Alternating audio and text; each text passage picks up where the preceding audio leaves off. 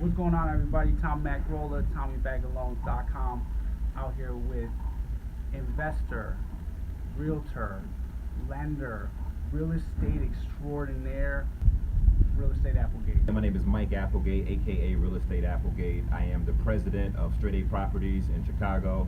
I'm a licensed realtor with Keller Williams Premier Properties in Glen Ellen, and I'm also a licensed mortgage loan originator with Midwest Equity Mortgage in Oak Brook. Hey Tom, it's a pleasure being here with you. Tom actually did the loan for my buyer on my first flip in Ashburn. He was an angel in disguise, had the right product for my client that I didn't have at the time. There was definitely a deal that I won on. I told him I'd never forget him for that. He's one of the best in the business. All right, so we're just going to get into a couple questions. I get a lot of questions from aspiring investors. Okay. Your first tip that you would tell somebody looking to get into real estate investing? Okay, first tip, if you're looking to get into the game, if you're looking to invest, if you're looking to build wealth, you have to educate yourself. You have to find a mentor. You have to pick up a couple of books, and you have to take your craft very, very seriously. You also got to be patient. You have to understand that education is going to take time. You have to have the type of attitude where you're willing to sacrifice in the short term with respect to just spending time reading books, following good people on the internet, really just applying yourself with the confidence to know that you're going to be able to apply that knowledge fairly quickly, especially in a market like this, and be able to purchase, be able to invest, be able to buy and flip, accrue some rental property for some residual income. But it's going to take time. All of this is associated with a learning curve that really no one can get around. My best friends in the business, some of my best mentors, my best partners that I do a lot of business with these days, purchasing property, investing, etc. They all have the same story. It took them a while. It took them about 6 months maybe to find their first deal. Maybe their first deal they didn't make money on. But those people didn't give up. If you got that type of attitude, starting with education, you're in a good place so far. Another question that comes up rather often, I know that you are someone who has a broker's license, yes, but you're also an investor. Yes. How important is it for an investor to also have a broker's license? It's not a necessity. You could definitely buy real estate, renovate real estate, align yourself with great realtors to, not only guide you through the process of what an end buyer may be looking for in the home that you're renovating, align yourself with great realtors that have a good track record of selling property. You don't necessarily need to have that license, I would say. If you don't have the time to go to school, if you just want to invest and you don't want to go through the necessary steps to become a realtor, don't be afraid. That's not a prerequisite. But obviously having a license is going to help you a ton. You're going to be able to take the real estate course, which is going to give you a ton of knowledge, just to assist you in picking the right property, determining valuation, understanding location, legalities, etc. You're also going to have access to great tools like the MLS. You can search for your own inventory. You're going to be able to save on the buying agent side if you actually purchase an investment property off the MLS.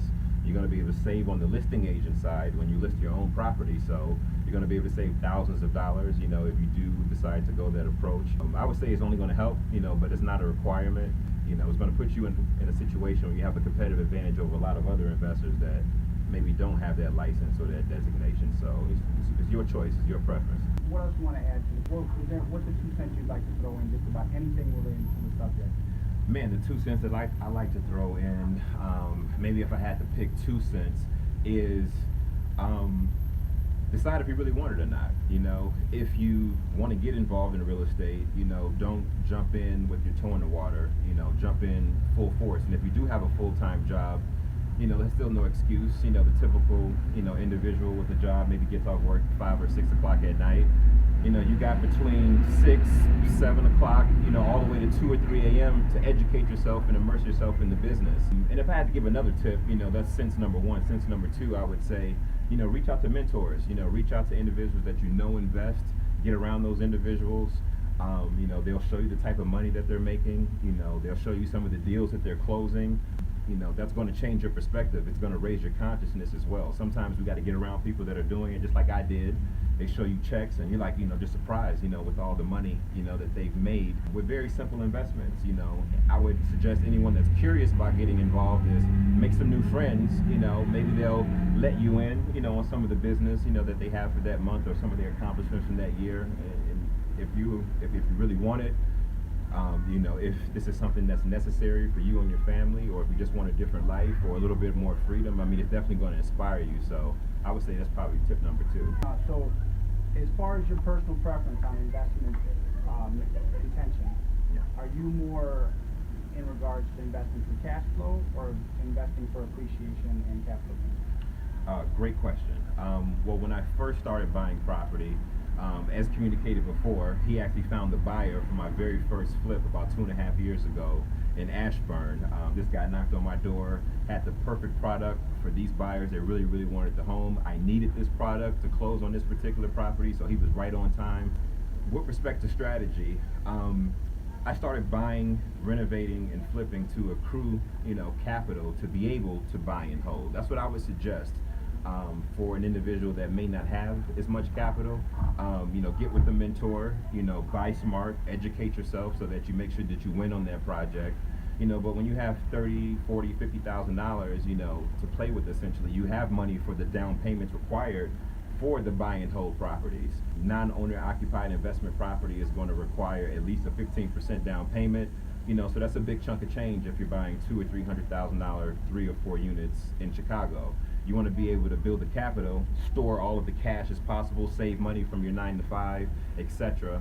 But buying and flipping is the introductory strategy to build capital to actually get involved in the real wealth building strategy, which is buying and holding. But you got to have the capital for those 15% down payments before you're able to play that game. So, like I said, it all starts with education, but that's a strategy that I would suggest. And then you're going to learn a lot about how to build a home, how to work with the city with respect to the permit process.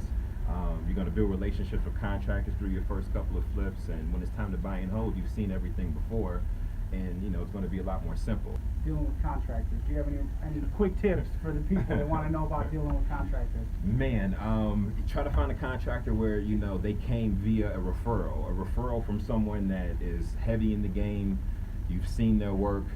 First of all, you have a tremendous amount of respect from the person the referral is coming from.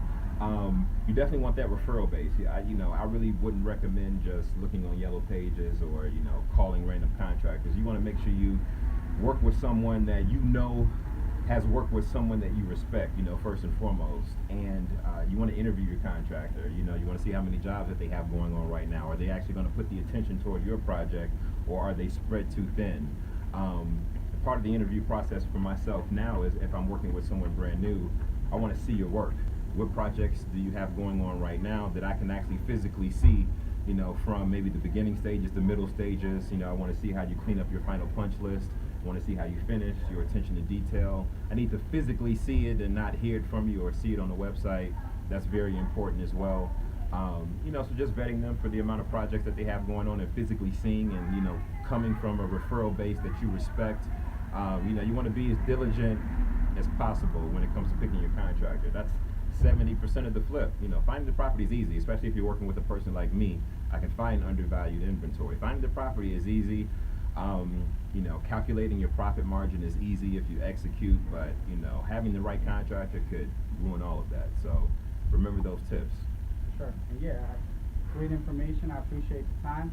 Yeah. And, no doubt. Yeah, thanks. No doubt. Thanks for. Hey, look, and I questions. really appreciate you doing this, man.